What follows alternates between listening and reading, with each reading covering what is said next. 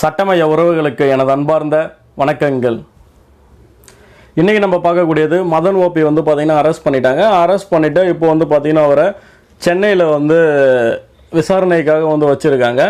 இதில் நம்ம பார்க்கக்கூடியது இன்றைக்கி வந்து அரெஸ்ட் பண்ணதால், இன்றைக்கி காலையில் அரெஸ்ட் பண்ணதால் கைது செய்யப்பட்ட ஒரு நபரை கண்டிப்பாக 24 மணி நேரத்துக்குள்ளே வந்து பார்த்திங்கன்னா அவங்கள காவல்துறை வந்து வைத்திருக்க முடியும். அதுக்கப்புறம் வந்து பார்த்திங்கன்னா மெஜிஸ்ட்ரேட் கிட்ட ப்ரொடியூஸ் பண்ணுவாங்க.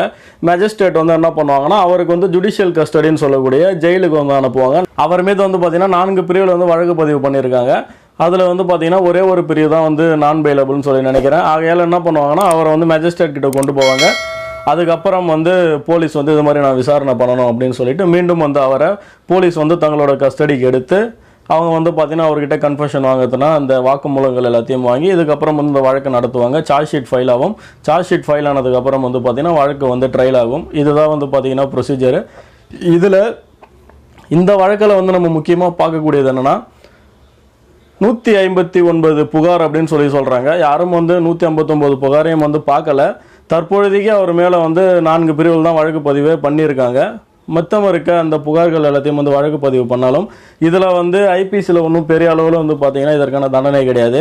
ஐடி ஆக்ட் சொல்ல போனால் கூட 5 வருடம் வரைக்கும் தான் வந்து பார்த்திங்கன்னா சிறை தண்டனை. அதில் மேக்ஸிமம் வந்து பார்த்தா ஒரு 5 வருஷம் தான் வந்து இப்போதைக்கே இருக்க பிரிவில் வந்து அவரால் ஒரு தண்டனை கிடச்சிது அப்படின்னா வந்து 5 வருடம் தான் வந்து கொடுக்க முடியும். அது தவிர்த்து அந்த சிறுமிகிட்ட வந்து பார்த்தா ஒரு ஏதோ வந்து தவறாக வந்து நடந்திருக்காரு, செக்ஷுவல் அபியூஸ்லாம் பண்ணியிருக்காருன்னு சொல்கிறாங்க. இன்கேஸ் வந்து போக்சோவில் வழக்கு பதிவு பண்ணுறாங்க அப்படின்னா கண்டிப்பாக வந்து பார்த்தா அவருக்கு நான் பெயிலபிள் அஃபென்ஸ் தான்.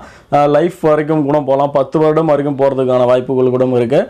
இது வந்து ஒரு பக்கம் இருக்கட்டும். ஆகையால் இது வந்து பார்த்தா இப்போ வந்து முக்கியமாக நம்ம கவனிக்கக்கூடியதாக இருக்குது. இது வரைக்கும் கொடுத்த புகாரில் வந்து வழக்கு பதிவு பண்ணதில் 4 பிரிவு தான். ஒன்றும் வந்து அது ஒரு பெரிய அளவில் வந்து இருக்கக்கூடிய பிரிவுகள் வந்து கிடையாது அப்படின்றத நீங்கள் எல்லாரும் தெரிஞ்சுக்கணும். இது வந்து ஒரு மீடியா எடுத்துகிட்டு போன ஒரு நியூஸ் அப்படின்றதுனால இது வந்து பயங்கர ஒரு பரபரப்பாக்கி இது வந்து ஒரு பெரிய லெவலில் வந்து பார்த்தீங்கன்னா இதை வந்து பண்ணிட்டாங்க. இதில் மதன் ஓபி மட்டும்தான் அப்படி பண்ணுறாரா, எத்தனை சேனல் பண்ணுறாங்கன்ற ஒரு ஆதங்கம் எல்லாருக்குமே நிறைய பேருக்கு இருக்குது. மதன் ஓபியோட ஃபேன்ஸுக்கு இருக்குது. இது வந்து பார்த்தா மதன் ஓபி மட்டும்தான் மாட்டியிருக்காரு. இன்னும் வந்து அது போல் எத்தனையோ நபர்கள் இருக்காங்க. இருந்தீங்க அப்படின்னா இப்போயே வீடியோவை ப்ரைவேட்டில் போட்டு இல்லை டெலிட் பண்ணிவிட்டு போயிடுங்க. இப்போது கண்டிப்பாக வந்து எல்லாரோட சேனலையும் வந்து பார்த்தா காவல்துறை வந்து கண்காணிக்க ஆரம்பிச்சுட்டு இருப்பாங்க. இந்த மாதிரி ஒரு தவறாக பேசுறது, ஆபாசமாக பேசுறது, மற்றவங்களை வந்து கெட்ட வார்த்தைகள் அபியூஸ் பண்ணுறது, இதெல்லாமே வந்து சட்டப்படி குற்றம். ஆகையால் அதை பண்ணிங்க அப்படின்னா அவங்களுக்கு அதற்கான விளைவுகள் வந்து கண்டிப்பாக இதுக்கப்புறம் இருக்கும்ன்றதை எல்லாருமே தெரிஞ்சுக்கணும். ஆகையால் இது மட்டும் இல்லாமல் யூடியூப்பில் நிறைய பேர் நிறைய தவறு பண்ணிட்டு தான் இருக்காங்க. என்னன்னு கேட்டால் ஒரு ஆப் என்னன்னே தெரியாது, அந்த ஆப்பை வந்து பார்த்திங்கன்னா அவங்க விற்பாங்க. கன்சியூமர் ப்ரொடெக்ஷன் ஆக்ட்னு சொல்லுவோம்.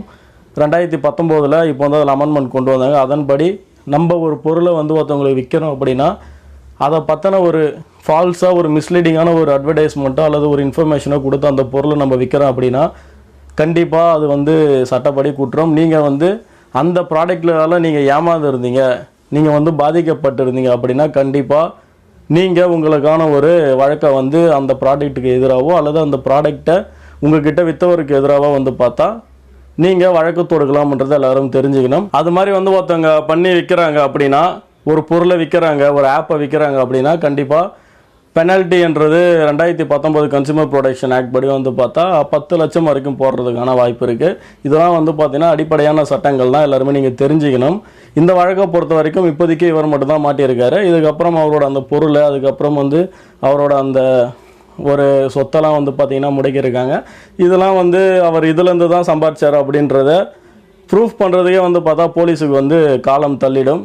மதன் அவர்கள் இதில் இருக்க அந்த ஒரு இந்த ஆபாசமான வேலைகள்லாம் செய்து தான் வந்து அந்த பொருளை வந்து சம்பாதிச்சாங்க, அதெல்லாம் வந்து சேர்த்து வச்சாங்க, இதெல்லாம் வந்து வாங்கினாங்க அப்படின்றது ப்ரூஃப் பண்ணால் மட்டும்தான் இந்த பொருள் எல்லாத்தையும் வந்து பார்த்திங்கன்னா காவல்துறையால் வந்து நீதிமன்றம் மொழியாக வந்து பறிமுதல் பண்ண முடியுமே தவிர்த்து இது வந்து ஒரு அவ்வளோ சாதாரண விஷயமும் கிடையாது. இப்போ கூட அவர் அந்த ஆடியோ பேசுறது வந்து அவர் தான்றதை கண்டிப்பாக வந்து கோர்ட்டில் வந்து ப்ரூஃப் பண்ணி ஆகணும். அப்படி ப்ரூஃப் பண்ணால் மட்டும்தான் அவருக்கு அடுத்த ஒரு இந்த வழக்கோட ஒரு அடுத்த ஸ்டெப்புக்கு போகுன்றதை நீங்கள் எல்லாருமே கண்டிப்பாக தெரிஞ்சுக்கணும்.